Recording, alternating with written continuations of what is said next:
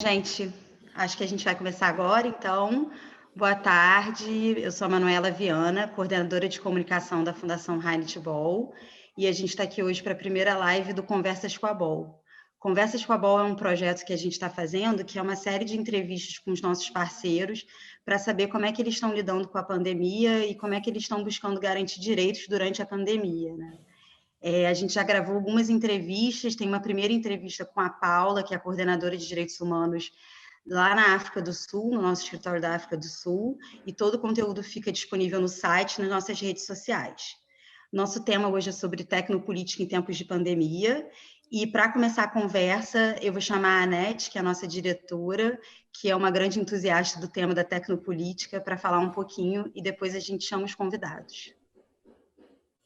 Muito legal. Boa tarde, gente. Eu sou a Anete von Schönfeld, diretora aqui do escritório Rio de Janeiro da Fundação. E esse é o nosso primeiro encontro virtual com vocês, assim, e nosso primeiro passo nesse novo mundo digital corona. Sabemos que provavelmente muitos de vocês estão assistindo a muitos lives agora nesses dias, e que a gente está numa competição forte, mas super obrigada por assistir hoje aqui à Fundação Böll. Para nós, assim, quem não conhece a Fundação, somos da Alemanha, ou somos uma organização da Alemanha, somos perto do Movimento Verde, e nos entendemos como um lugar de diálogo político, de construção e de troca de ideias e de formação política, sobretudo. Nossos temas são justiça socioambiental e direitos humanos, e também o que assim, cada dia mais, o que significa a crescente digitalização das nossas vidas, das nossas sociedades. E nesse contexto, também assim fazemos essa tarde de hoje. Partimos da ideia que estamos num momento de grandes transformações e que nós queremos fazer parte disso. Esse momento de corona para todos nós está, sem dúvida, um momento de grande desafio, e não só pela doença feia ou pelo drama econômico que vai juntos, mas também assim vemos junto com isso assim um desmonte de direitos políticos que às vezes tem sido, e esses direitos, ter eles, às vezes tem sido fruto de longas lutas, e tudo se vão assim de um só. De repente a gente está sem o direito de nos juntar livremente, sem o direito de aceder a muitos espaços públicos, isso só para uns exemplos. E não sei se tudo está tudo em nome da segurança frente ao vírus, mas só desistir dos direitos ainda não traz segurança. E eu acho que vamos ter que ter muita atenção para garantir que essa queda de direitos não fique assim o novo normal. Também vemos um grande desafio digital nesse mesmo minuto, não só pela importância que tem ganhado a internet nessas nossas comunicações esses dias, que estamos aprendendo a se usar todas essas plataformas, etc. Mas, pelo menos nos dá certa proximidade, mas também tem esse outro lado que acontece com todos esses dados que estamos espalhando assim na rede, incrivelmente, nesses dias. Como é que nos dizem cada noite a porcentagem, por exemplo, aqui na televisão, a porcentagem exata do isolamento em São Paulo, rastreando os nossos celulares? Eu venho da Alemanha, você está ouvindo, eu imagino, e lá, por exemplo, se está discutindo nesses dias assim uma nova famosa Corona App. Aí a promessa grande que via Bluetooth, que você tem que ligar livremente, o celular guarda 15 dias todos os contatos das pessoas que ficavam perto do seu celular. No caso que entre eles têm alguma pessoa infectada, você seria avisada via uma mensagem anônima e pode tomar precauções. Isso daria mais segurança na reabertura da vida social.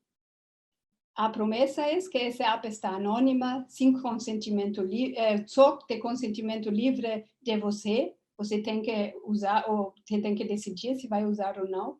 E que também esses dados não seriam guardados. Mas quem garante isso?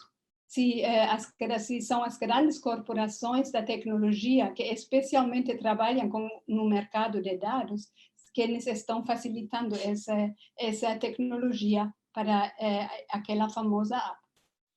Tá bom, esse vírus realmente é muito feio. Eu acho que realmente você tem que inventar coisas fora da caixa para combater ele. Mas eu acho que estamos frente a esse momento dessa linha fina entre combate à doença, defesa de direitos e de liberdades, de dignidade, etc. E essa é um pouco a parte tecnológica que vai detrás, a parte dos dados que vai detrás. É um pouco esse contexto da debate de hoje. Eu estou super feliz de ter, assim, hoje, essa noite, ou essa tarde, fim da tarde, com Sérgio Amadeu e com Joyce Souza, de São Paulo, e passo o microfone à minha colega Manu Viana, para que ela siga moderando. Obrigada, Anete, pela abertura, e a gente vai falar sobre vários assuntos que a Anete iniciou por aí, né? Bom, então vou seguir apresentando os nossos convidados, né? O Sérgio é criador e apresentador do podcast Tecnopolítica, que a Fundação BOL tem muito prazer de apoiar. É cientista político e sociólogo, professor da Universidade Federal do ABC e membro do Comitê Gestor da Internet. E a Joyce é jornalista como eu, doutoranda e mestre em Ciências Humanas e Sociais da Universidade Federal do ABC, pesquisadora do Lab de Tecnologias Livre, e a Joyce também é editora do podcast Tecnopolítica. Obrigada, Joyce e Sérgio, por estarem aqui com a gente. E eu vou começar fazendo uma pergunta para a Joyce, sobre alguns assuntos que a NET já começou a colocar aí, né? Bom, a gente está vivendo a pandemia com inúmeras questões que afetam a nossa vida, e entre elas os impactos do uso da tecnologia, né? Eu acho que nunca antes a tecnologia foi tão necessária para a gente facilitar a nossa comunicação, para manter a economia girando, mas ela também está sendo usada bastante para conter a disseminação do vírus, né? E aí eu queria começar essa conversa falando sobre esse papel da tecnologia como sendo usada para conter a disseminação do vírus. Bom, a gente tem lido bastante sobre essas ferramentas de monitoramento dos cidadãos por dados gerados por telefones, histórico de geolocalização, rastreamento de contato, esses aplicativos. Vários estados do Brasil oferecem aplicativos para você entender mais sobre o vírus, aprender como se proteger.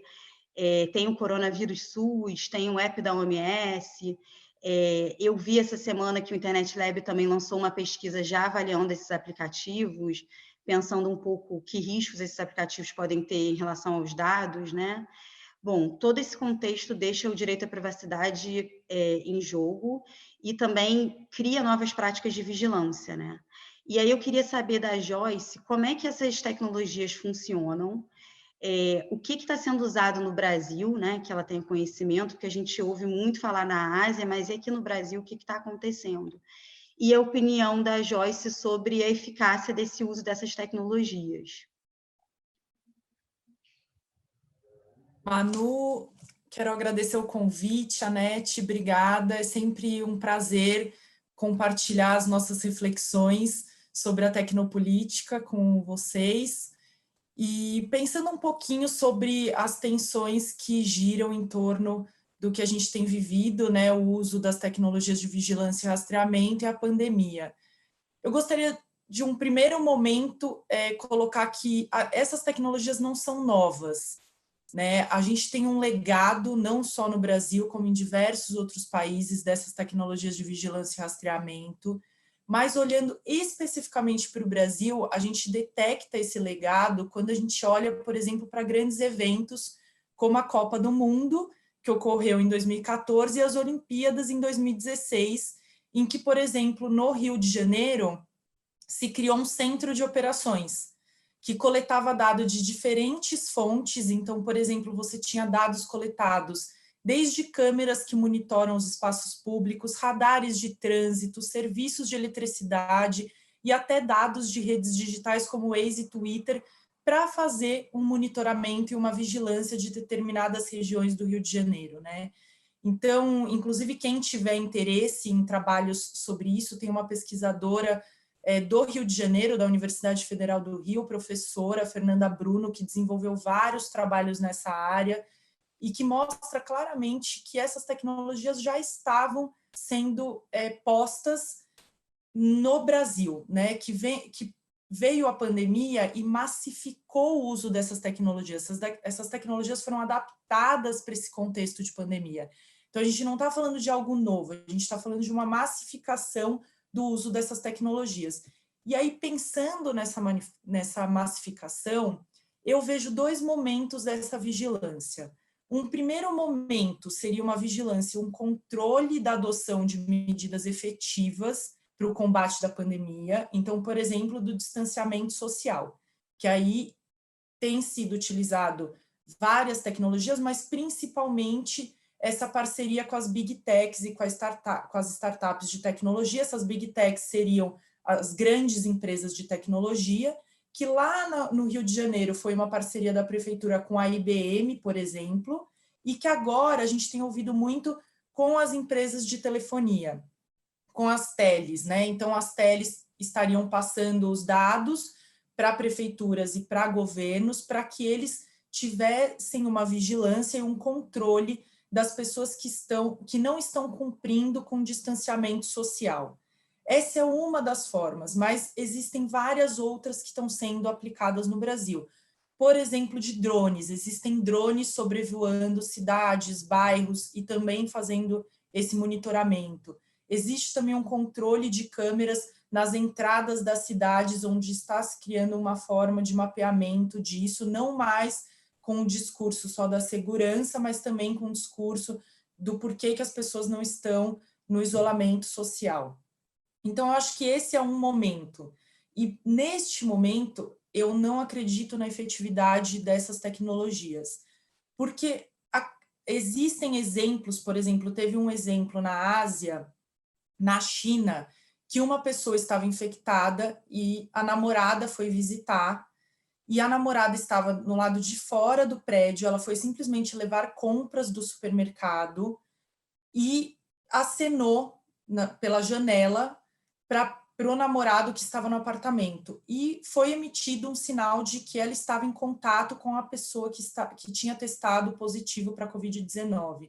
Então, existem erros nesse controle. Essa tecnologia não é precisa, né? Então, assim, eu, inclusive, lendo vários artigos que tem saído muita coisa sobre o tema, tem um artigo do Yuval Harari, que é um historiador e professor israelense, que saiu no Financial Times, que ele diz que pedir às pessoas que escolham entre a privacidade e a saúde é, de fato, a própria raiz do problema, porque é uma escolha falsa, né? Nós deveríamos desfrutar tanto da privacidade quanto da saúde, e deveríamos optar por proteger nossa saúde e impedir que a epidemia, por exemplo, do coronavírus, faça com que se consolide regimes totalitários de vigilância, né? E que a gente deveria empoderar os cidadãos. Então, eu acredito que a gente deveria ter uma conscientização baseada na ciência, e aí a gente precisaria que todos os órgãos tivessem um discurso único, baseado na ciência,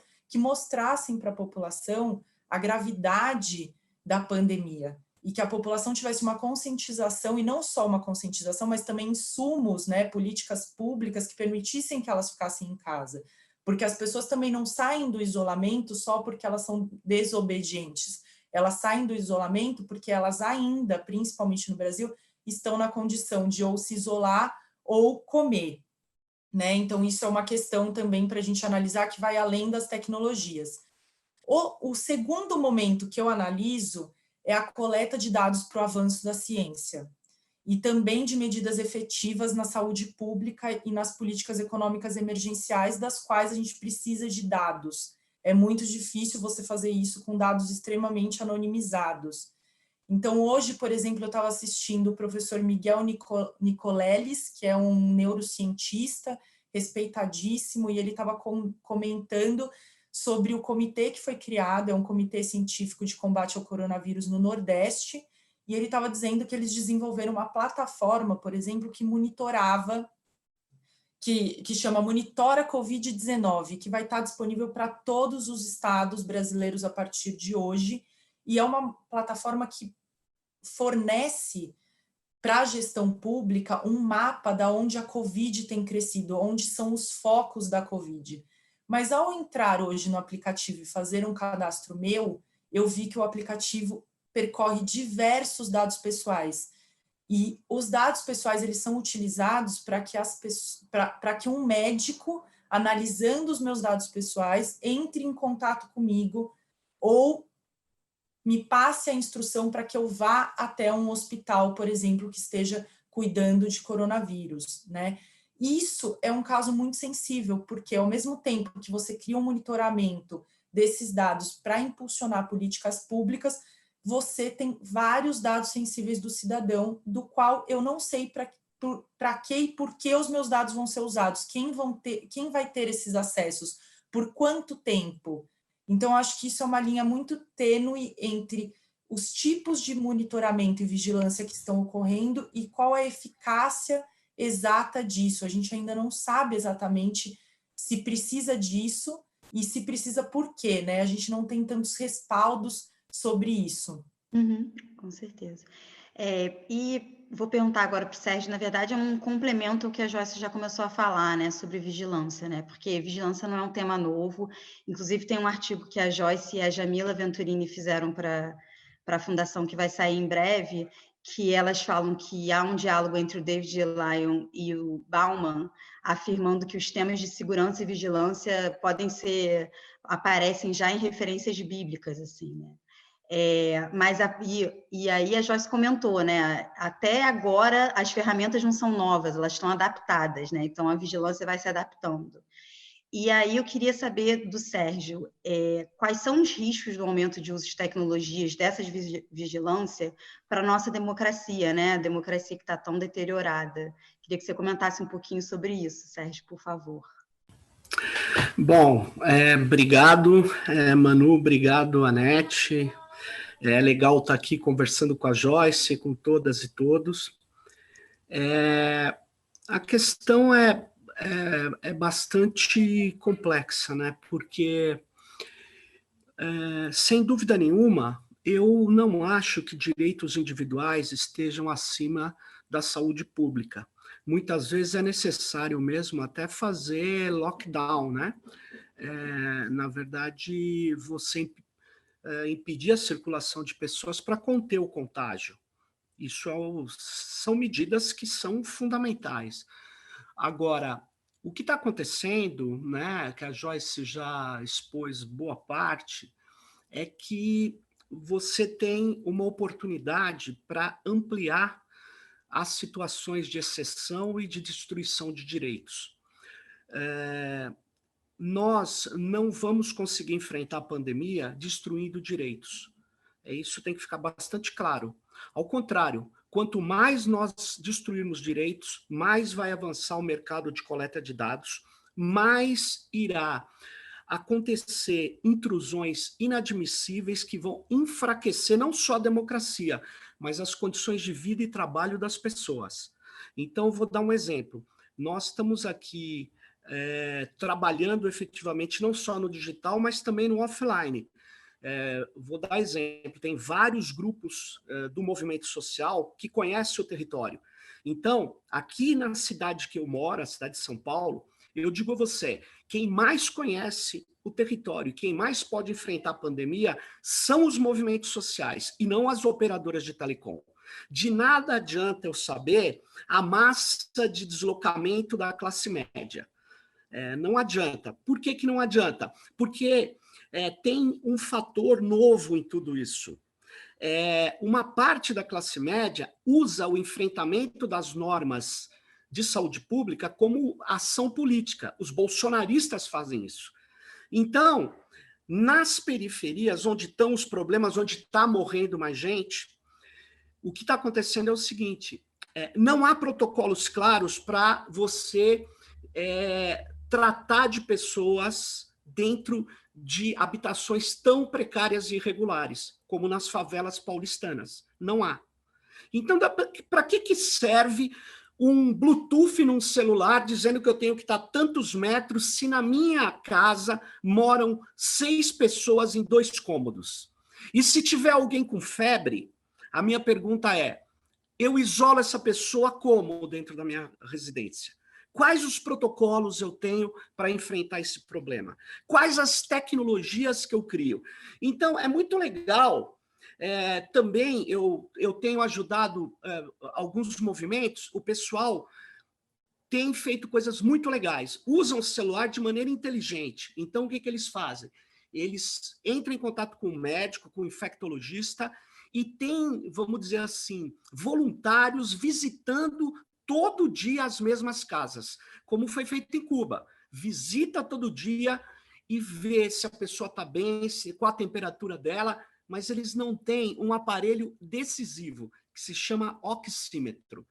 Os oxímetros foram comprados pela classe média alta, não tem para colocar lá na periferia. E aí, sabe o que acontece? A pessoa com falta de ar, quando ela sente a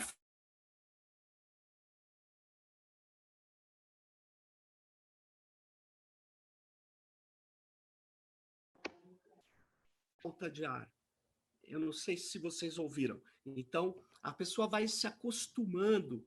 Então, é preciso que a gente atue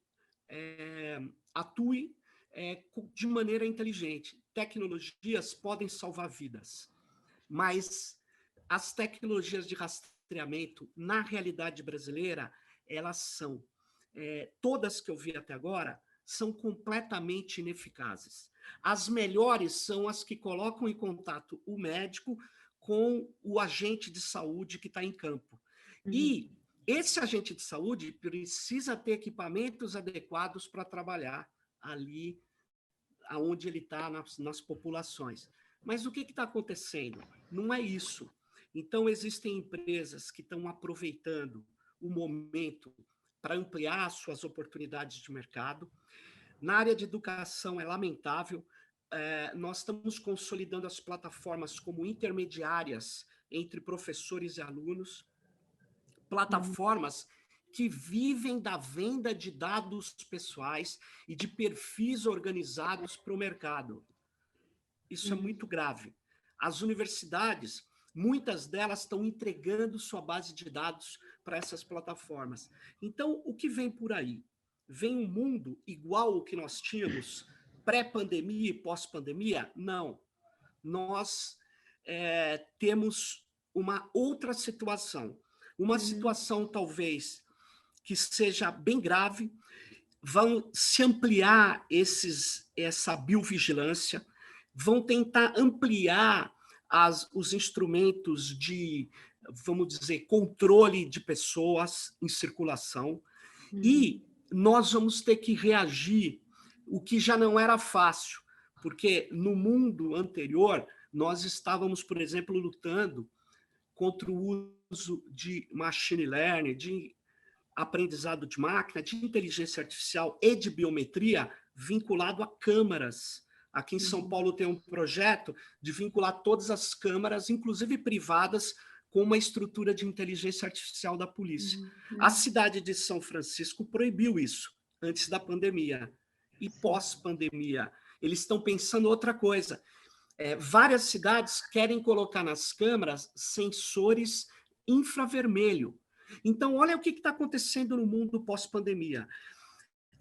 Dados biométricos passam a ser fundamentais para organizar estado de saúde, para mostrar o sentimento das pessoas, para detectar intenções. Então, essa coleta de dados, ela tem que ser parada, ela tem que ser enfrentada, mas isso só não é suficiente. A gente denunciar tudo isso não é suficiente. Nós precisamos fazer o que fez o movimento de software livre, o movimento hacker, oferecer alternativas. Por exemplo, para a gente voltar a circular com segurança, alternativas talvez analógicas, não eletrônicas, sejam muito mais viáveis do que alternativas eletrônicas. Roupas que são destrutivas de biologia ou de elementos de bactérias, de vírus, talvez sejam muito mais viáveis do que ficar investigando as pessoas, enquanto você tem que circular, e nós não sabemos como vai se comportar essa situação da pandemia. Então, é preciso ter bem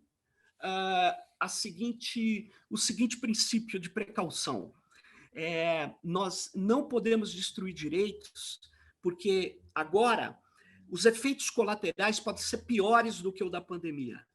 Eles podem agravar a situação de pobreza de quem é pobre, porque essa coleta de dados ela serve para discriminação das pessoas.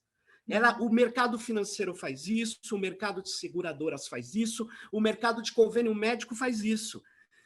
Eles não fazem a coleta de dados para melhorar o atendimento, eles fazem para melhorar a lucratividade. Então, nós não podemos baixar a guarda, a gente tem que, se for ser necessário, violar ou reduzir alguns direitos, como o de privacidade, tem que ver se tem alternativa a isso. Se não tiver, tem que ver como nós vamos controlar isso. Quando os dados serão destruídos quando passar a necessidade de seu uso? Quem serão as auditorias que vão fiscalizá-lo? Quais movimentos vão ter direito, por exemplo, de acompanhar a guarda desses dados? Então, mas, Sérgio, eu queria um pouco... interessante que você falou que o que a gente está lidando agora é com ofertas de falsas soluções de tecnologia, quando você pode usar a tecnologia de outras formas, de formas mais simples, que já deram certo em outros lugares, né? Colocar em contato o agente de saúde com a comunidade, né? Seria muito mais simples, né? Mas em termos de legalidade, né? Falando do presente, né? Como proteger esses dados, eu queria um pouquinho falar com a Joyce sobre legislação, né? Na semana passada teve uma medida provisória editada pelo governo Bolsonaro, adiando a vigência da Lei de Proteção de Dados para mais de 2020, uma medida bastante antidemocrática, porque foi feita sem nenhuma discussão com a sociedade, e aí a Coalizão de Direitos se manifestou contra o adiamento. Eu queria ouvir da Joyce por que é negativo a sociedade brasileira não ter uma lei, especialmente nesse momento, né? O Sérgio já narrou várias possibilidades de violação, e essas tecnologias estão vindo e colhendo os dados das pessoas, né? E, para além disso, por que é negativo a gente não ter essa lei? Tem mais alguma batalha judicial nesse campo que a gente tem que ficar atento? O Sérgio coloca um ponto bem importante da fala dele, que é essa coleta massiva de dados, e que essa coleta de dados ela é utilizada para lucratividade, não necessariamente para a gente melhorar os serviços que a gente presta, seja no setor público, seja no setor privado, mas principalmente no privado, pensando na questão do lucro. E o fato da gente não ter uma lei geral de proteção de dados pessoais faz com que a gente não tenha a Autoridade Nacional de Proteção de Dados, que é a que vai regulamentar e fiscalizar o tratamento desses dados por entes públicos e privados. Ela já deveria estar instituída, ela está em fase de implementação, e agora, com o decreto da medida provisória 959, de 29 de abril, essa agência, essa autoridade nacional, ela vai estar vinculada por 2 anos à presidência da República. Então, como ela vai fazer essa fiscalização desses dados? Então, por exemplo, se a gente pensar no contexto específico da pandemia, a gente tem um autor que chama Frank Pasquale, que ele vai dizer que os dados da saúde vão valer muito mais do que os dados de crédito. Isso ele escreve há anos atrás. E a gente não sabe, não se tem estudos, ou isso tem sido pouco debatido, colocando assim, porque acho que tem muita gente estudando, quais são os resquícios das pessoas que tiveram Covid-19, sejam os assintomáticos, sejam os que realmente despertaram todos os sintomas. Essas pessoas vão ter alguma consequência da doença? A gente não fala sobre isso. Se elas vão ter essa consequência, isso está imbricado nos dados pessoais dessas pessoas. O mercado segurador, por exemplo, os planos de saúde têm acesso a isso, e eles fazem a utilização desses dados para aumentar o lucro deles, eles podem claramente regular o preço deles, dizendo, olha, a partir dos dados que eu tenho, você teve Covid em 2020 e você pode vir a ter problemas respiratórios daqui tanto tempo. Então, eu preciso cobrar mais de você, porque eu não vou sair no prejuízo a hora que eu precisar colocar você numa UTI, que é o que tem ocorrido agora com os atendimentos da Covid-19. Então, não ter a lei em vigor coloca os nossos dados, deixa os nossos dados mais vulneráveis ainda para esse mercado que vive de dados, né? Inclusive pensando nas big techs, nas startups, a gente tem uma empresa agora no Brasil, a Inloco, que saiu uma matéria no jornal É o País, que ela tem um monitoramento que vai desde da utilização do cartão de crédito da pessoa até os locais que a pessoa frequenta. E ela tem fornecido esses dados agora para a pandemia e tem dito que ela tem todos esses dados e ela faz todo esse mapeamento para oferecer essas soluções para os governos. Ou seja, esse mapeamento já era feito por ela, né? Então, o fato de não ter a lei nos deixa ainda mais vulnerável, porque, como o Sérgio colocou, quem vai fiscalizar isso? Como que a gente vai recorrer a isso, né? Então, tem existido um movimento para que essa medida provisória caia, mas a gente não sabe como isso vai ser feito, da mesma forma que eu acho que pouquíssimas pessoas esperava que ela saísse com uma data para maio de 2021, que não foi debatido por nenhum dos atores que estavam envolvidos na perspectiva da criação dessa Autoridade Nacional de Proteção de Dados e também do vigor da lei, né? Então, eu acho que isso fragiliza ainda mais nós, brasileiros cidadãos, frente a toda essa vigilância, esse monitoramento. É verdade. Mas agora, tentando falar de uma coisa boa, né? Eu vi que teve um episódio que vocês fizeram sobre os makers, né? Os makers contra a pandemia. E aí eu queria pedir para o Sérgio falar para a gente quem são os makers, né? E que notícias boas eles trazem, né? Para esse momento tão difícil para todo mundo.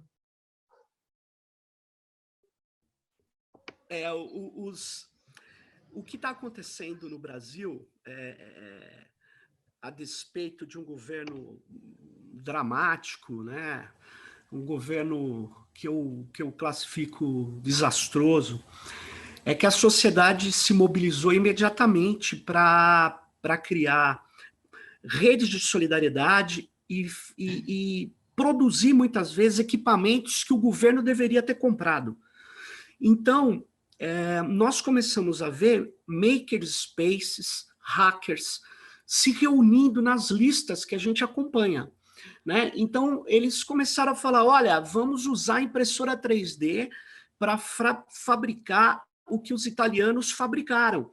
Aí os italianos deixaram o modelo de máscaras faciais, né, de rosto, né, que a gente chama de protetores de face, que é muito útil para UTI, porque como é que é a contaminação? Ela é feita por gotículas, então você tem que proteger o olho e o ouvido. Então não basta só essa máscara. Então você vê, né, nós estamos com vários profissionais de saúde já contaminados e alguns, infelizmente, mortos. Então o que acaba acontecendo?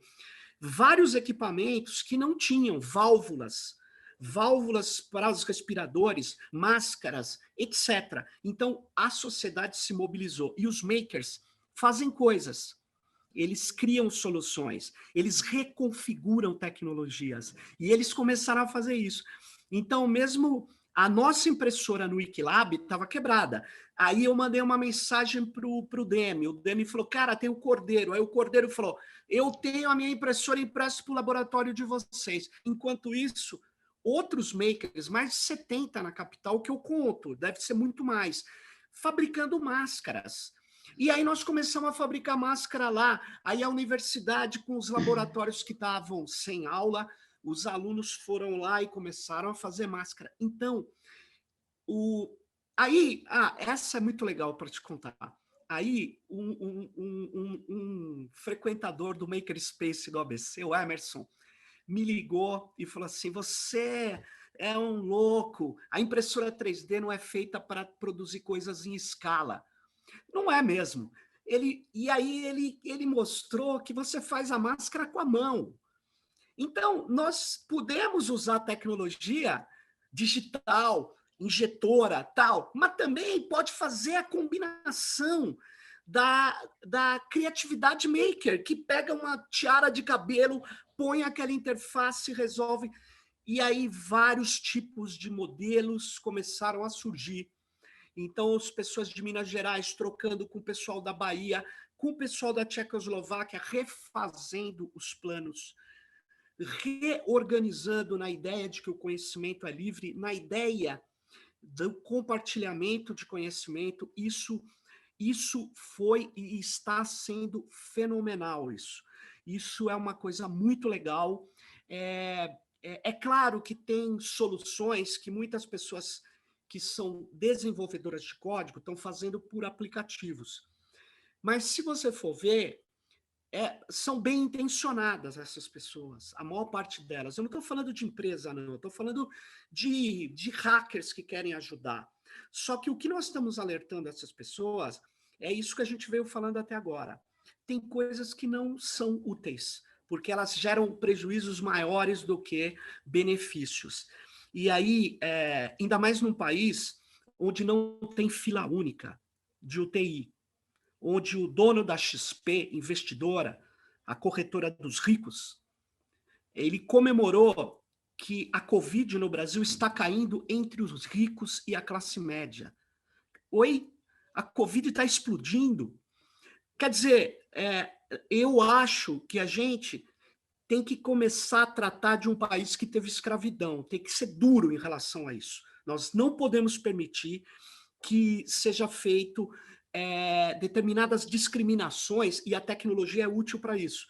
O que é mais útil da tecnologia é o seu efeito negativo hoje, infelizmente, que eles estão usando para discriminar, né? Porque ela pode ser usada para fazer uma fila única, para integrar os bancos de dados dos hospitais, e a pessoa que é pobre, que mora lá na Zona Sul ou no Fundão da Leste, aqui em São Paulo, ela poder entrar no mesmo nível de tratamento que o cara que vai ser atendido no Albert Einstein, porque lá ainda a UTI não está lotada, mas nos hospitais públicos estão. Então vamos usar a tecnologia para fazer a fila única.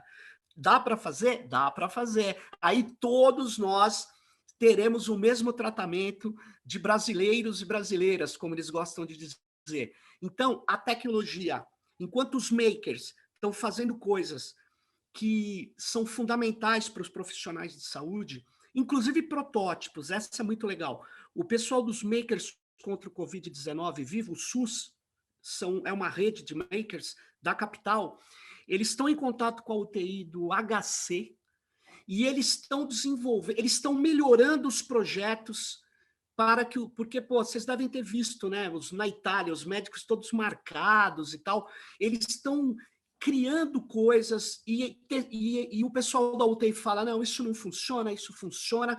Então, tem uma enormidade de coisas sendo feitas que mostram que as práticas colaborativas do comum, que a luta pela solidariedade e a execução da solidariedade é muito maior, está envolvendo mais gente do que a elite tacanha, que está querendo simplesmente se proteger enquanto coloca os pobres para trabalhar e se contaminar.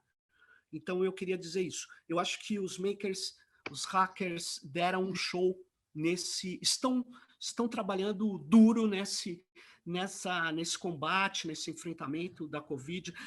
Outros estão criando redes de psicólogos para atendimento de pessoas que estão mal, outros estão fazendo grupos de direito. O Gueledés tem as promotoras populares, está ajudando, por exemplo, a detectar onde está subindo violência doméstica, colocando pessoas para ajudar, e usando a rede, usando tecnologia. Então, eu estou muito bem impressionado, apesar da situação difícil política. Mas é muito bom ouvir o Sérgio falando sobre os makers. Eu gostei muito de ouvir o episódio, legal. Indico para todo mundo. E essa rede Viva o SUS, o site é super legal. Depois a gente pode colocar os links todos do que você citou aí, porque isso dá esperança para você ver como é que é a rede de solidariedade, né? Como é que isso é forte. E isso também é tecnopolítica, né? Resistência, é como usar a tecnologia para garantir direito também, né? É bem interessante. E a outra parte que você... Manu, deixa eu só falar uma coisa que eu não sei se é verdade, mas não é desinformação, porque é um exemplo de tecnologia, de tecnopolítica. Tá. Quando terminou a Guerra Fria, os americanos, é uma piada até, os americanos perguntaram para os ex-soviéticos, olha, vem cá, como é que vocês conseguiram resolver o problema de escrever no espaço? Porque a caneta ela precisa ter a pressão da gravidade para a esfera soltar tinta e tal. Aí eles falaram, nós usávamos lápis. Ou seja, o que eles usavam? Uma tecnologia que não é avançada, como as esferas de tungstênio. Eles usavam simplesmente lápis para escrever. Muitas vezes, a tecnopolítica exige soluções inteligentes que não são soluções XPTO, são soluções simples e que nós brasileiros sabemos fazer muito bem. É isso aí. Com certeza. Ótimo mesmo ouvir. Agora, voltando mais para um assunto pesado, né? Eu queria falar um pouquinho de transparência, né? A gente citou aí várias ferramentas de tecnologia, vários aplicativos, e os governos, os estados estão fazendo muitos convênios, muitos acordos com empresas. Mas, infelizmente, a gente não conhece esses acordos em geral não são publicados, apesar de usarem recursos públicos e de serem para a sociedade, né? Eu queria saber da Joyce como é que essa falta de informação pode impactar os cidadãos, né? Manu, na verdade, como eu coloquei lá no início da nossa conversa, né, essa falta de transparência entre as parcerias das Big Techs com os governos, com as prefeituras, ela já existe, ela é consolidada. Se a gente pegar um pouquinho o histórico disso, a gente não sabe, não existe uma clareza de quais dados são coletados, como são coletados, onde são armazenados, quem tem acesso a esses dados, como são feitas essas parcerias, por que são feitas essas parcerias, porque governos e estados poderiam desenvolver suas próprias tecnologias e não a gente pagar para essas empresas de Big Techs, onde, na maioria das vezes, os nossos dados estão fora do nosso país e a gente não tem autonomia nenhuma sobre esses dados que são coletados aqui. Então, isso expõe nós a um risco, né? E isso é uma política de Estado. A nossa política de Estado não é a favor do desenvolvimento tecnológico dentro do país, basta a gente ver o que tem acontecido com a ciência no nosso país. Precisou ter uma pandemia para se olhar para as universidades públicas, para as universidades federais e ver que a gente tem pesquisadores de ponta, que a gente tem pesquisadores, os melhores dos melhores estão aqui, os que não estão são os que fazem a fuga de cérebro porque não tem condição de desenvolver ciência no nosso país. Então, é uma política de Estado. Se a gente pegar o software livre, desde o governo, do final do governo Dilma, mas principalmente no Temer, o software livre acabou. Inclusive, basta a pessoa jogar em qualquer buscador a informação de quando o software livre acabou. Ele acaba no momento em que há uma conferência da Microsoft em Brasília, explicando diversas aplicações que ela faz e que poderia ser utilizada pelos governos, pelas prefeituras. Então, no mesmo momento, você começa um desmonte do desenvolvimento tecnológico no país, né? Então, nos coloca numa situação cada vez mais frágil, seja num pós-pandemia, pensando assim, né? Porque a gente não consegue desenvolver. Então, você vê, o Sérgio colocou a questão dos makers, quanta coisa está sendo criada, né? E sem investimento nenhum, sem reconhecimento nenhum. As pessoas estão fazendo isso porque elas acreditam na causa, porque elas acreditam que elas podem ajudar nesse momento a sociedade, mas que poderia ser muito maior e muito melhor se a gente tivesse esse avanço, inclusive de política pública para a ciência, seja ela em diferentes áreas, né?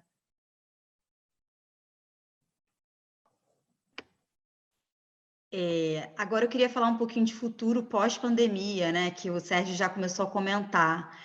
O diretor da OMS, que tem um nome super complicado, tem até vídeo no YouTube, né? Como se pronuncia o nome do diretor da OMS. Maravilhoso esse vídeo.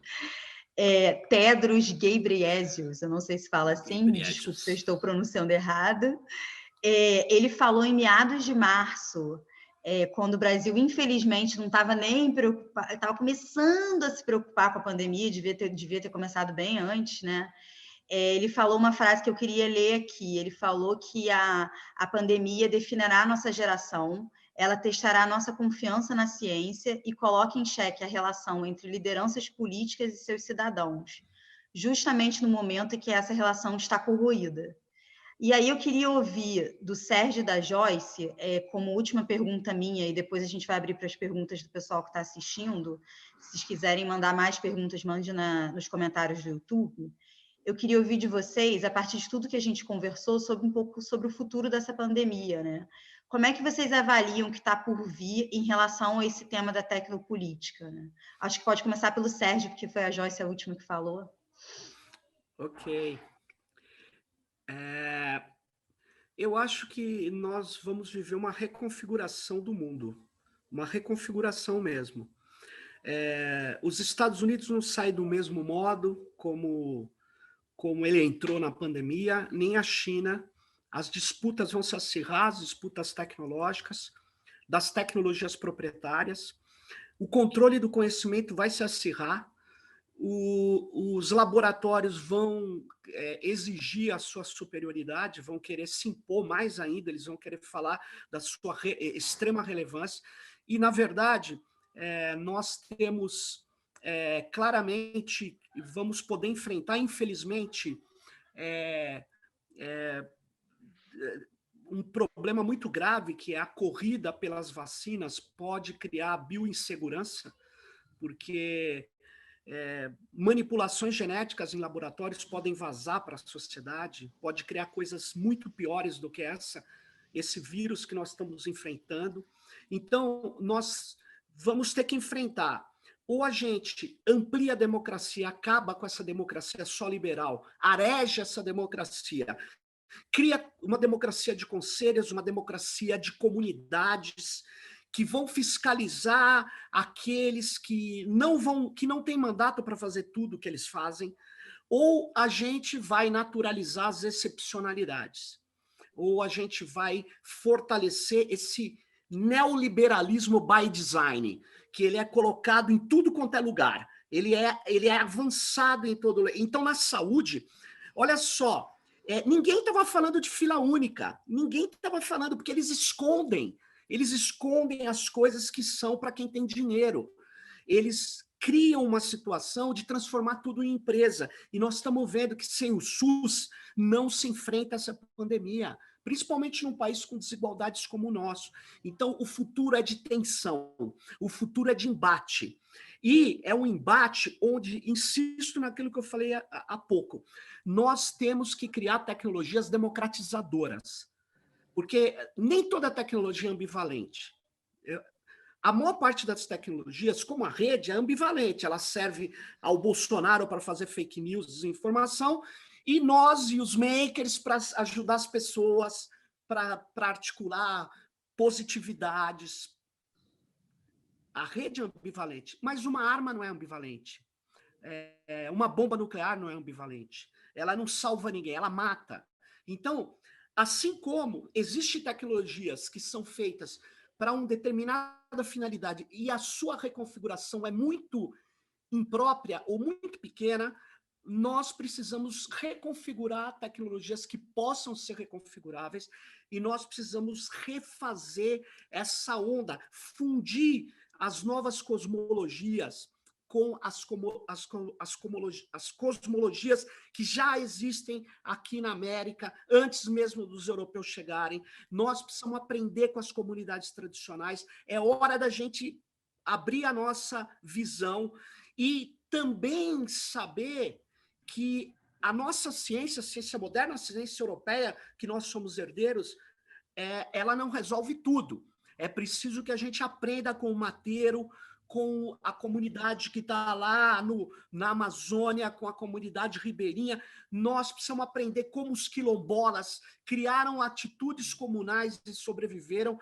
Então, nós vamos ter que criar não só denúncias, nós vamos ter que criar tecnologias. Muitas vezes a tecnologia genial não é aquela que tem a quântica, é aquela que tem a sabedoria do pajé, aquela que é muito bem articulada e resolve o problema efetivamente. Então, eu queria dizer o seguinte, esse mundo da tensão, nessa reconfiguração que vai haver, o mundo não será o mesmo. Não vamos nos iludir. Não vamos nos iludir. Eles vêm para cima com tentativas mais alopradas de tentar destruir direitos, avançar. E aí eu queria dizer, só para finalizar, muito rapidamente, em 20 segundos. Pega a situação do IBGE. Pega a situação do IBGE. Está sendo discutida no STF, está suspenso. O Bolsonaro mandou passar os dados para o IBGE, sem autoridade, como a Joyce lembrou, de proteção de dados constituída. Sem autoridade. Sem definir uma comissão que vai acompanhar como é a segurança dos dados, a guarda dos dados e o uso dos dados. Sem definir um protocolo de como esse dado vai ser destruído quando acabar a necessidade de seu uso. Quer dizer, como é que nós vamos aceitar isso? Nós não podemos aceitar isso. E não é lá na frente. Então, o futuro está sendo desenhado já com as resistências que nós estamos fazendo agora. Mas mais do que resistência, além das resistências, nós precisamos ser produtivos, fazer alternativas. Essa é a minha opinião nesse momento. Com certeza. Antes de passar a palavra para a Joyce, eu só queria fazer um complemento que o Sérgio falou de aprender com as comunidades tradicionais, né?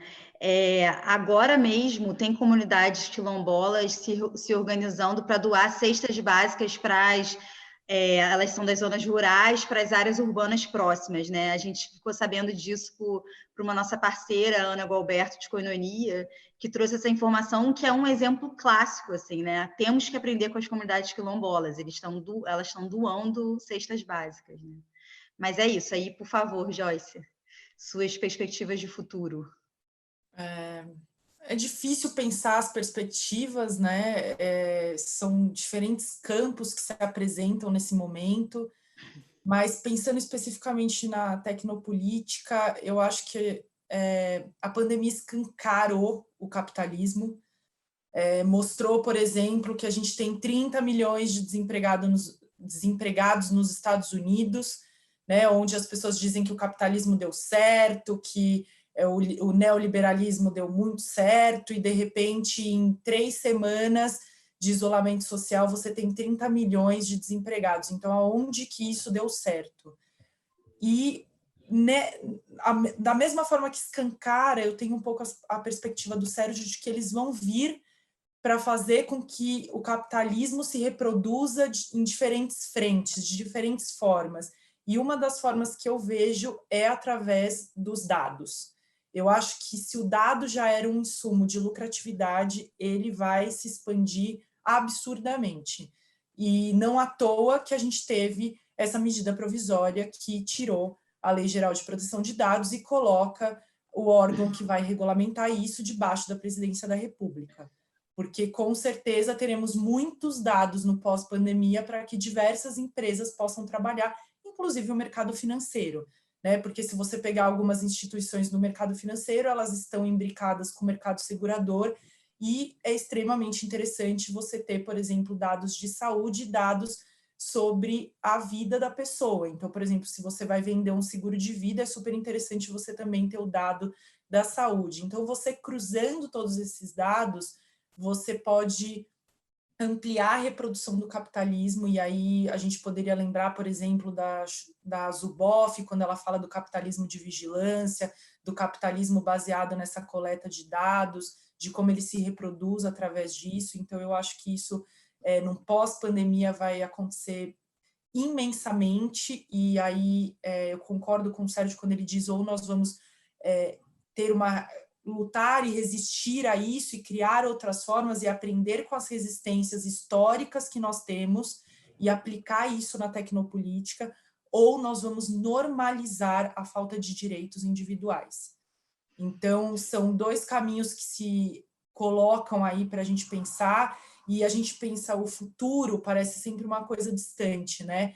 E até eu li um artigo muito bom esses dias do Sérgio, que ele diz que nós precisamos lutar agora contra o neoliberalismo. Não é daqui a pouco, não é amanhã, nós precisamos começar a conversar sobre as resistências agora. E aí o Sérgio falando sobre a gente pensar nos indígenas, a gente pensar nos quilombolas, eu vou mostrar um livrinho aqui, ó, se todo mundo puder ler no final de semana. É um livrinho bem curtinho, mas que eu acho que pode dar insights para todo mundo pensar em como construir resistências para que a gente realmente possa construir algo melhor e talvez com direitos mesmo a todos, né? Que não tenha só as pessoas que têm direito a ir para um hospital bom, mas que todos. Que seja para todos, na verdade é isso. Obrigada, Joyce. Bom, a gente não tem muito tempo para as perguntas finais, mas tem várias perguntas super legais aqui. Então, eu vou juntar as perguntas e aí vocês respondem em bloco, as duas, os dois, e aí depois já emendo nas considerações finais. Assim, a gente faz isso, tenta fazer isso no máximo em uns 10 minutos, para não extrapolar tanto tempo, porque eu sei que todo mundo fica em muita live, né? Então, é difícil. Mas é bom ter recebido muita pergunta e é bom que a gente tem pouco tempo, porque mostra que o papo estava interessante, né? Bom, a primeira pergunta que a gente tem aqui é da Elisa, que é estagiária da Fundação Heinrich Böll também. Ela começou com um elogio. Ela falou que ouviu o episódio sobre biopolítica e tecnologia e gostou muito. Então, depois eu vou colocar o link para quem quiser assistir também, é bem interessante mesmo. E ela está pedindo para vocês dois falarem um pouco sobre o vídeo que o INEP lançou sobre o Enem, dizendo que não vai adiar o Enem. E a campanha foi muito criticada porque está fora da realidade, já que muitos alunos não têm acesso a EAD, né, educação à distância. E aí ela queria que vocês comentassem sobre isso, o que vocês acham disso e sobre o acesso à tecnologia, né? Porque realmente as nossas desigualdades escancaram isso, né? Nem todo mundo tem acesso mesmo à educação à distância, né? E aí a gente tem mais algumas perguntas aqui. Uma outra pergunta é, considerando as pesquisas que a Joyce e o Sérgio vêm desenvolvendo dentro das questões de privacidade e vigilância, quais limitações eles poderiam apontar na Lei de Proteção de Dados diante dessas ações de vigilância? Tá, é uma segunda pergunta. Bom, uma terceira pergunta é, como que vocês imaginam o uso das tecnologias para a sociedade demandar direitos? Já que não é possível hoje reunir tanta gente não é possível reunir ninguém nas ruas para demandar direitos, né? A gente tem que fazer isso via as plataformas de tecnologia, né? O que vocês pensam sobre isso, né? Uma outra pergunta, e aí vai ser a última, como é que vocês compreendem o papel das redes sociais dentro da pandemia, não sendo apenas uma ferramenta de compartilhamento de informações, mas também sendo um instrumento de vigilância para as empresas e para os governos, né? Como é que o uso das redes sociais também pode ser um instrumento de vigilância? Então, são essas perguntas, aí eu queria pedir para o Sérgio começar, já que a Joyce falou por último, e também já emendar nas considerações finais.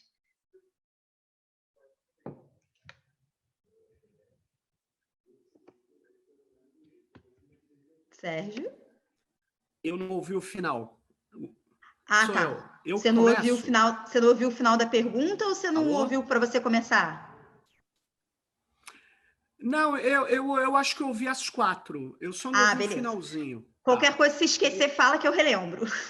Tá bom.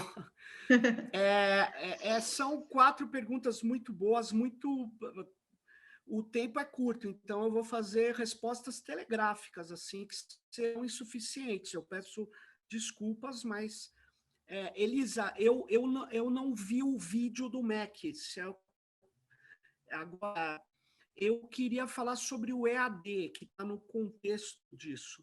Eu acho que o EAD ele é completamente absurdo do modo como nós estamos fazendo aqui. Eu sou radicalmente contra, não só porque nós não temos uma conexão boa no Brasil, não é só por isso, não. É porque o que está acontecendo hoje, pensa bem, você está em situações onde ninguém criou, de fato, plataformas nossas que sejam efetivamente testadas junto à população que mais precisa usar isso.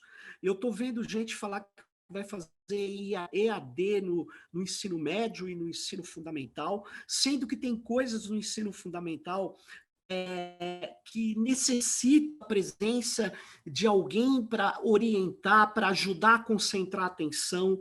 Então, é completamente absurdo a ideia de apostar no EAD. Quem está fazendo isso são plataformas que têm o interesse de mais dados e se colocar como algo que é indispensável à educação.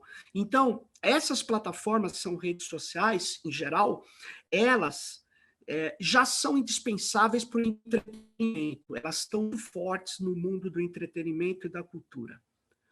Agora, elas querem se tornar indispensáveis no mundo da educação. Isso é inadmissível, isso fragiliza o processo educativo, fragiliza o processo que envolve a atividade de ensino e aprendizado. Então, eu queria me colocar radicalmente contra o que está acontecendo hoje, principalmente no estado de São Paulo. As limitações da Lei de Proteção de Dados. Eu quero dizer o seguinte, desde o começo, eu tenho dito que a exceção feita na lei para o setor financeiro, que tem uma legislação própria, é um equívoco. Na legislação europeia não existe isso. Então, tem uma primeira falha brutal que mostra o poder dos bancos no Brasil. Os bancos estão fora da maior parte dos artigos da Lei de Proteção de Dados. Essa que é a questão. Eles conseguiram, por exemplo, viabilizar a ideia de trocar bancos de dados sem a nossa autorização. Então, isso se chama crédito positivo, cadastro positivo. Isso é um absurdo. Segundo, a nossa lei não permite a revisão humana, não dá direito à revisão humana de ações realizadas por algoritmos, cruzamentos realizados pela máquina. Isso é um absurdo também. Tem outros absurdos que eu acho que a nossa lei tem uma compreensão muito ampla do que é o interesse do negócio. Ele diz assim, que você pode, dependendo de qual seja o seu negócio, você pode coletar dados se estiver de acordo com o seu negócio. Eu acho que não é bem assim. Não pôr limites nisso. Mas a nossa lei é a melhor que a gente conseguiu fazer naquele momento, numa correlação de forças, e é isso. Nós vamos ter que melhorá-la, sem dúvida alguma, e retirar o peso do capital financeiro que manda no nosso país. E indo para outra, como lutar por direitos no isolamento, né? Que eu entendi isso. Como que você luta? Eu acho que ficou muito claro uma coisa. Teve uns amigos de Barueri que tem uma conexão horrível, é uma cidade dormitório.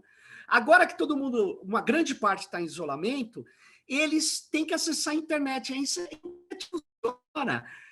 Na periferia anda é pior, a infraestrutura não é adequada, porque as operadoras privilegiam as áreas de riqueza.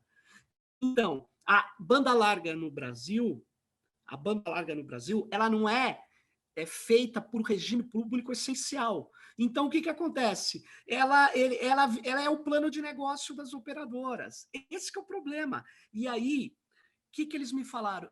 Eu quero fazer uma petição, um abaixo-assinado da cidade para pressionar, para a gente ter uma infraestrutura melhor de internet.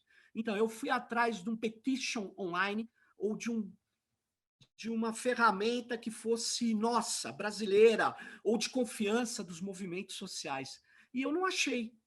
Nós não temos nenhuma ferramenta de fazer e-mail, de abaixo-assinado, que seja nossa. Aí você pode falar, tem dessas outras mega estruturas, mas eu não confio. Eu queria saber se a gente tem uma. Não tem. Então, nós temos que construir, a partir de agora, várias ferramentas. Por quê? Porque nós não podemos romper o isolamento e ir para a rua fazer manifestação. Eu acho isso um perigo, eu acho isso um erro. Isso é equivocado. Então, nós temos que criar soluções tecnológicas. Dá para criar nas redes. Não precisa usar as plataformas que estão aí. Nós podemos criar as nossas. E, por fim, qual o papel das redes sociais na pandemia? Bom, a rede social, ela é assim, ela nos beneficia e o modelo de negócio dessas grandes empresas é esse. Eles nos dão plataformas muito boas, muito úteis, muito ágeis, apesar de eu achar que o Facebook é muito ruim, mas quando eu falo isso as pessoas brigam comigo, eu acho o Facebook uma interface horrível, muito limitada, mas dane-se. Todo mundo usa. Sabe o que acontece? Acontece o seguinte, todo esse benefício que eles nos dão, eles tomam em dobro, em triplo, porque o modelo de negócios dele é esse, nos oferecer algo que funcione em troca dos dados. Então, nessa pandemia, eles estão aumentando a coleta de dados. 2, e eles estão obtendo dados de saúde. Os seus robôs estão mapeando toda vez que você faz uma busca de um sintoma, porque ele vai colocar isso no seu ID. Toda vez que você troca uma conversa ali no e-mail, os robôs estão aprimorando as técnicas de linguagem natural para poder fazer aquilo que o Google e o Facebook sempre têm a fazer, obter dados de saúde junto com os dados que eles já têm. Isso são dados fundamentais agora. Então, eu queria dizer o seguinte, infelizmente, na pandemia, as redes sociais, se elas permitem que a gente fale entre nós, elas ampliaram efetivamente a coleta de dados. Essa é a realidade. Essa é a realidade. Nós não temos uma rede social de grande uso que não colete dados ou que se colete dados apenas para o seu uso, porque ela tem que coletar dados para o seu uso. É como a Shoshana Zuboff fala, eles têm um excedente de coleta, um excedente de dados, e é esse excedente de dados coletados que faz o negócio deles. Eles só não coletam dados para melhorar a nossa experiência, eles coletam dados para nos colocar em amostras o tempo todo e nos vender para quem quiser comprar. E essa é a nossa situação. Desculpa, eram muitas questões, espero ter conseguido respondê-las. Obrigado. Obrigada a você, Sérgio. E Joyce? Em relação ao Enem, eu também não vi o vídeo e acho que tem pessoas da área da educação muito mais qualificadas para pontuar se o Enem deveria ocorrer ou não deveria ocorrer, mas pensando na questão da educação à distância, ela é uma lástima no nosso país, porque o acesso à internet é extremamente limitado, tem pessoas que acessam a internet ainda por meio de franquia, o que não deveria ocorrer, porque o Marco Civil da Internet proíbe a franquia, não permite que seja feita nessa modalidade, mas existe. Então, por exemplo, se você pegar um aluno ou uma aluna que assista a videoaula pelo celular, vai consumir o pacote de dados dela e ela vai conseguir assistir algumas aulas, outras não. Então, claramente, ela vai estar extremamente defasada para ir para uma prova do Enem. Então, cada vez mais você cria uma distinção social de quem vai conseguir ir bem no Enem, de quem não vai conseguir, né? Tem várias situações, desde a pessoa que não tem acesso à internet, ou a que tem acesso por pacote de dados, ou a que não consegue, ou a que tem, por exemplo, já escutei casos de pessoas que tiveram o celular roubado e aí não tem nenhuma outra ferramenta para acessar as aulas, então está sem assistir aulas.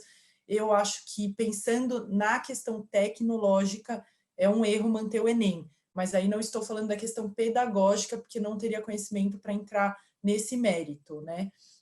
Sobre a Lei Geral de Proteção de Dados, a gente coloca ela com uma importância muito grande, porque ela é importante, inclusive a gente não falou, mas eu não consigo entender um governo que está extremamente preocupado com a economia, pensar que ele pode não ter uma lei geral de proteção de dados e tentar fazer comércio com a Europa, que está exigindo que os países tenham a lei geral de proteção de dados, né? Então, essa preocupação com a economia, ela é bem pontual e não para todas as áreas nesse sentido.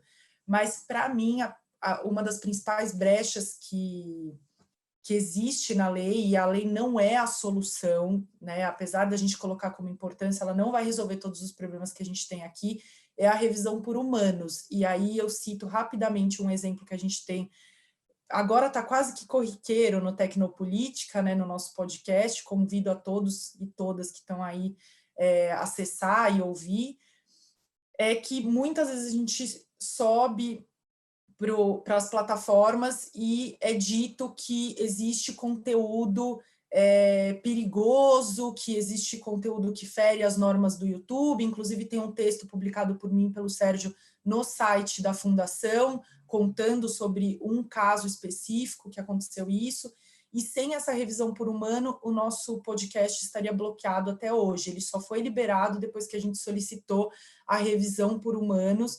Essa revisão foi feita pela plataforma e aí foi dito que a gente não tinha conteúdo perigoso nenhum e estava liberado o nosso podcast. Então, isso é uma brecha da lei, assim, uma situação da lei bem complexa, e que se a gente for fazer só revisões algorítmicas, por algoritmo, eu não sei como isso vai se dar, é algo a se percorrer. Em relação a como fazer essa luta no isolamento, eu acho que algo muito bom que tem ocorrido é que estamos debatendo a privacidade, né? O fato de ter vindo à tona a questão do monitoramento pelos celulares e as pessoas falarem como que o governo pode ter acesso aos dados do meu celular, abriu-se um debate, e acho que as pessoas que têm consciência da importância da privacidade poderiam começar conscientizando aqueles que estão próximos, né? Parece um trabalho pequeno, mas é um trabalho extremamente importante para que as pessoas apoiem a privacidade, apoiem os direitos individuais, para que quando a gente puder estar juntos novamente, as pessoas tenham uma outra conscientização, que a gente vê muito isso no caso da Europa. A Europa conseguiu uma lei extremamente robusta, porque existe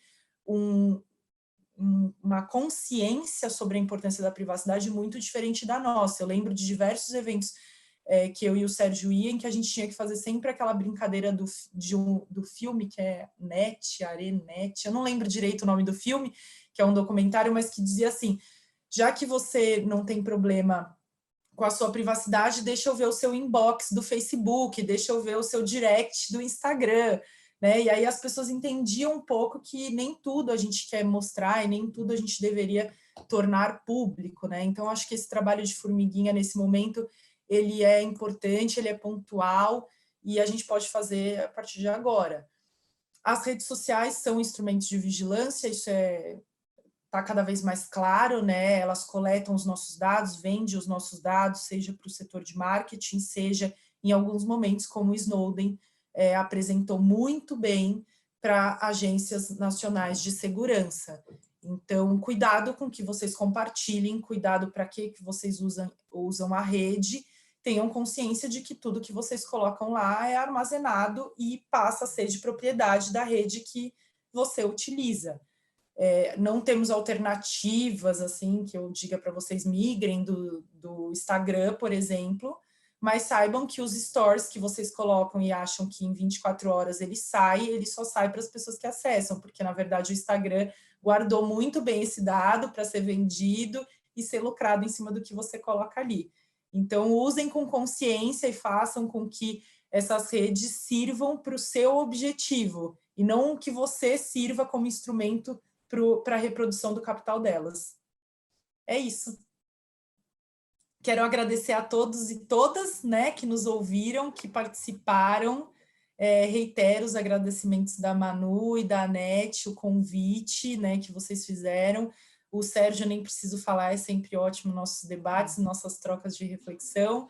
E estou com saudade de encontrar todos vocês presencialmente, não vejo a hora dessa quarentena acabar. Obrigada, Joyce. A gente já está indo para o final agora dessa live. Primeiro, agradecer muito para vocês dois, depois eu vou passar a palavra para a Nete, e só lembrar que essa live vai ficar disponível aqui no YouTube, todo mundo que quiser se inscrever é legal para receber notificação dos outros vídeos também que vão vir desses Conversas com a BOL, com os nossos parceiros, inclusive essa história que eu contei dos quilombolas, vai ter uma entrevista com a Ana falando sobre isso. Dizer que sempre que eu converso com vocês dois, eu aprendo muitas coisas, e também, apesar de aprender coisas duras, eu também renovo minhas esperanças, né, de que é possível a gente se juntar e transformar. E é isso, aí eu queria passar a palavra para a Nete fechar a conversa. Só dizer quase a mesma coisa. Assim, para mim, o tempo, essa hora, passou voando, bem rápido, mas sempre acontece quando a gente debate com vocês. Eu acho que vocês colocam de um jeito muito legal os desafios que estamos enfrentando, mesmo assim, lutando na isolação ou no isolamento nesse momento. Mas eu também aprendo sempre coisas novas. Eu não tinha pensado nisso da ferramenta própria que a gente não tem. Claro, eu já tinha pensado, mas não assim nesse contexto. Eu acho que tem muitas coisas que agora foram faladas que vale a pena pena pensar mais, e isso é algo muito rico de ficar com essa sensação depois de uma conversa. Então, agradeço, Sérgio, Joyce, Manu, pela moderação, e a vocês, assim, longe, quem sabe de onde, que estavam ouvindo a nós, e tomara que se animem numa próxima vez. Até lá. Tchau, abraço.